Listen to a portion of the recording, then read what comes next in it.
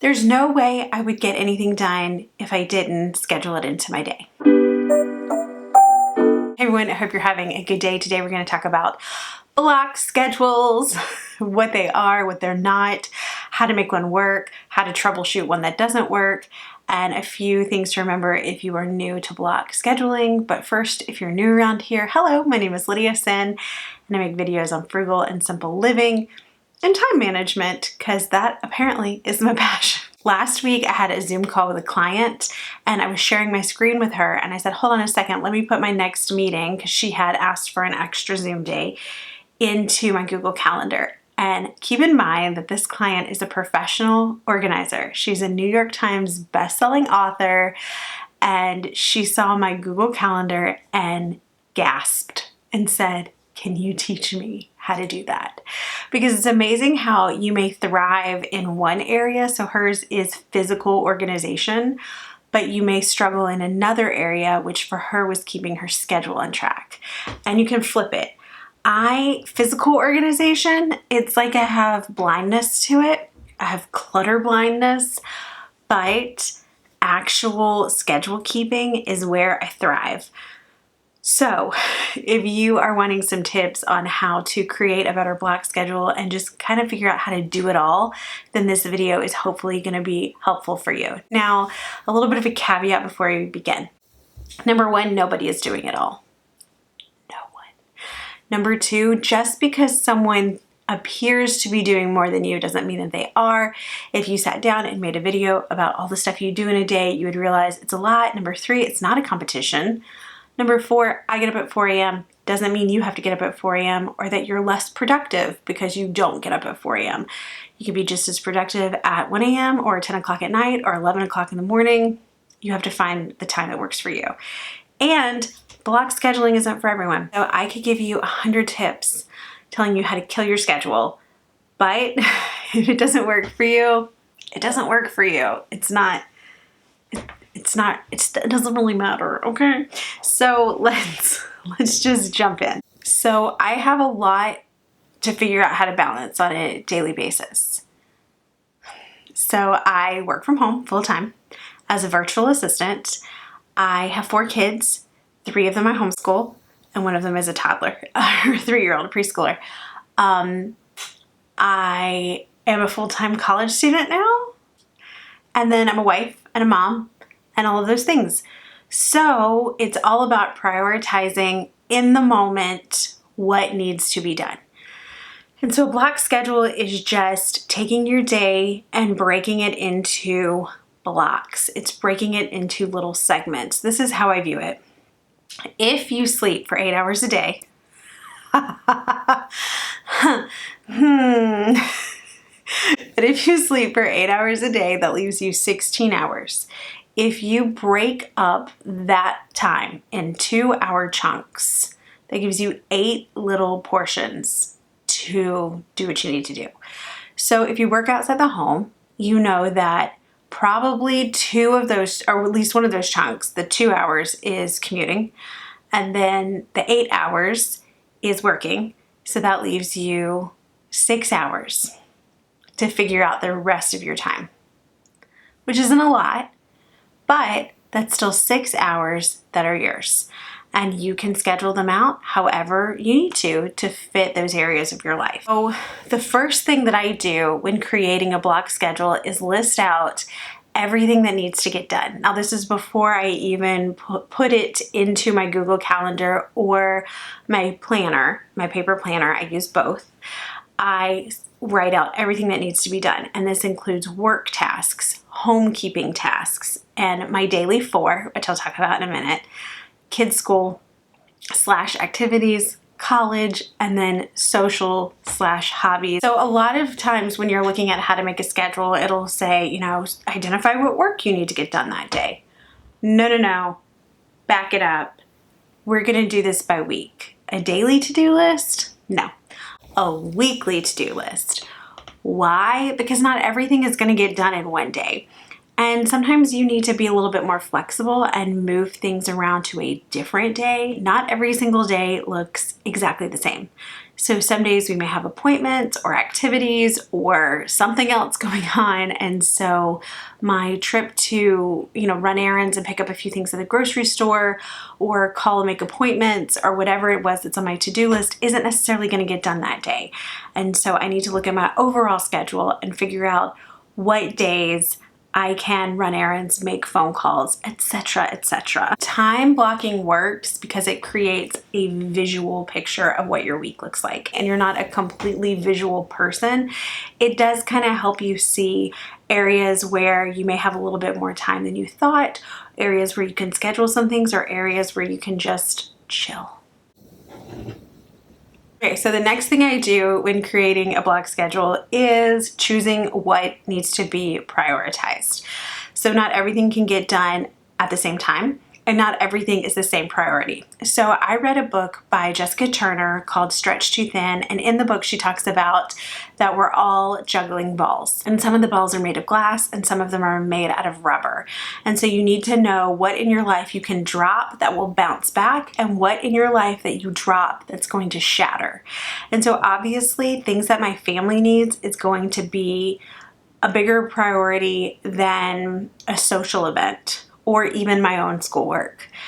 Work deadlines where I get paid, which helps feed my family, is going to be a bigger priority than an event that we need to sign up for, or laundry, or even some fun activities.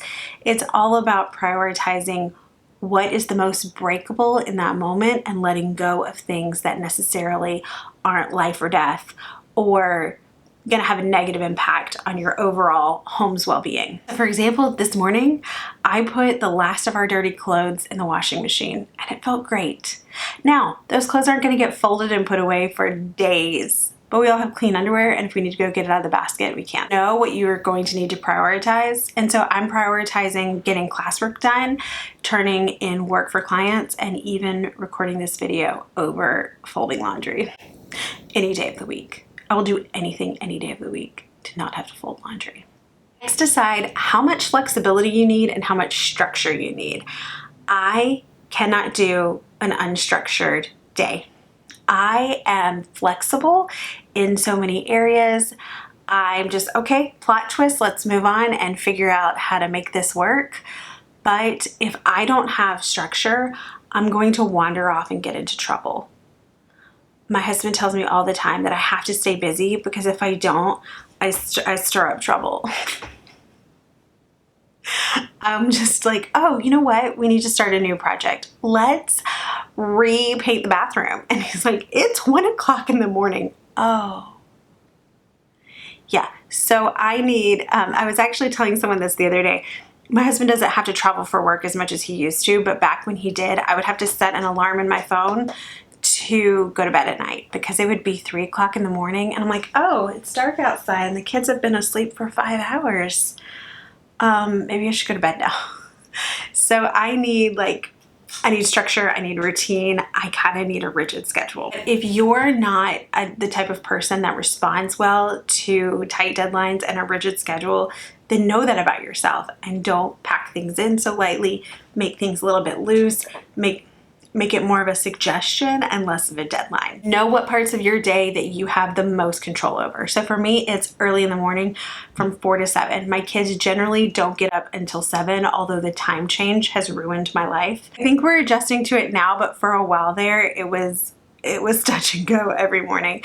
But now their little bodies have adjusted and they're not getting up until 7. And then finally, know what part of the day you are the most productive. You may not be productive in the morning. You may be productive later in the evening or later in the morning. So figure that out and schedule those big deadline tasks in those areas. So let's talk about how to break up your day. So you may have heard this analogy about the rocks in the jar, where somebody put the biggest rocks first in the jar and then pebbles and then sand and then water and then everything filled in the cracks. Well, it's really important when making your schedule to put the biggest activities in first. The things, not necessarily the first part of your day, but the things that you need to focus on need to get the prime time of your day. So remember how we talked about determine the time of your day where you're the most productive? Well, that may be when you need to schedule the biggest tasks. Next, I like to schedule in my daily 4. So there are 4 things that I do every day to make sure that my home stays running as a working mom, and those are sweeping and or vacuuming the main area of our home. So our kitchen, our living room, and the hallway. Number 2 is making sure that the dishes are clean at the end of the day.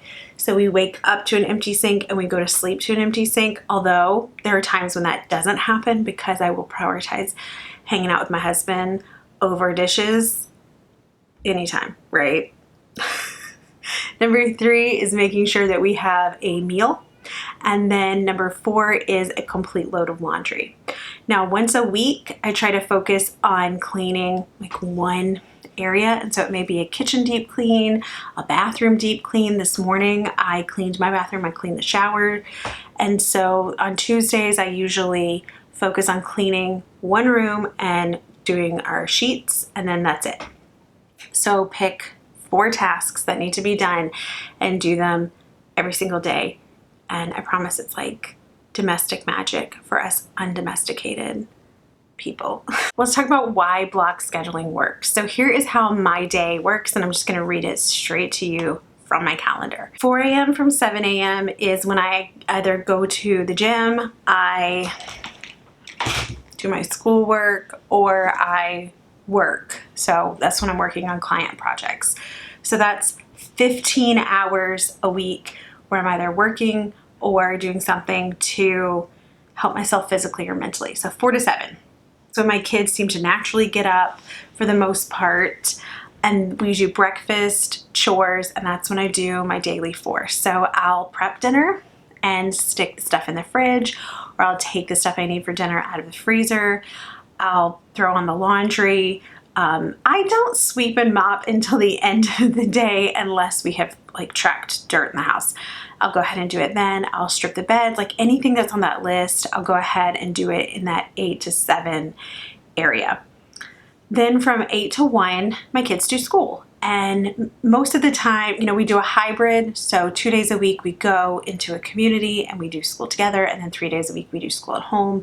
And we do our piano, our basketball, all of this. Developed a really good schedule at this point. My kids know what to expect. I know what to expect. And that is 5 hours of educational time, which a kindergartner doesn't need. So we're done with him within an hour or 2. But the rest of it, it's a lot of work. And so we do math, history, science, grammar, Latin, all of that in that time. 2 is when we do a lot of enrichment activities. That's when my kids have piano, or we'll go meet friends somewhere. And then either 1 to 3 or 2 to 4 is when they have rest time. So that's a 2-hour block of time for me to work and study and do the things that I need to do. I call those my office hours. So like I'm filming a video right now. That's when I Zoom with my clients. That's when I record podcasts with people. That's when I write. That's when I do all of the things that I get paid to do. From 4 to 6 is just hang out, finish up anything that we didn't get done during the day, clean our house, go for a walk, whatever it is you do when your kids get home from school. That's what we do from 4 to 6. Then my husband gets home, we eat dinner, and then I'll try to work for 1 to 2 hours after my kids go to bed, and then hang out with him and we go to sleep. But let's talk about what doesn't get done during the different blocks. So from 4 to 7, I'm not cleaning my house. I'm not working on anything other than the stuff that I need to get done, the stuff that I've prioritized for work. And if I don't have a lot of work deadlines because it's very much seasonal right now, is the 4th quarter, it's pretty busy, but January to March, it's not as busy as it is the rest of the year. And so I still get up early, but I may just read a book or hang out or do what I want to do because it's my time and I can spend it however I want. But I'm not focusing on things not blocked during that time. I feel like block scheduling eliminates that feeling of everything has to get done right away, because I have a tendency to put the same level of importance on everything. And with the block schedule, I can say, well, now it's not the block for that. Yeah, I can see those dirty dishes, but now it's not the block for that. I can do that at 6 o'clock. Yeah, I should probably return this email, but we're learning about the Anglo-Saxons right now, and we're reading this book together, and then we're going to make a salt map of what Europe used to look like. So we're not gonna return this email right now. We're doing a science project, or we're making a three-dimensional globe out of paper. That phone call can wait.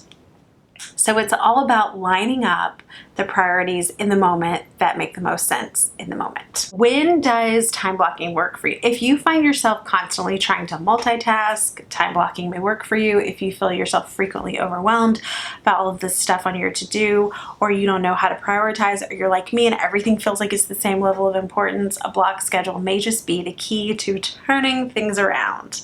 Okay, so I would love to hear your comments. What do you think? What's your schedule style? Do you have one? Leave me a comment below. Thank you for being here, and I'll see you soon.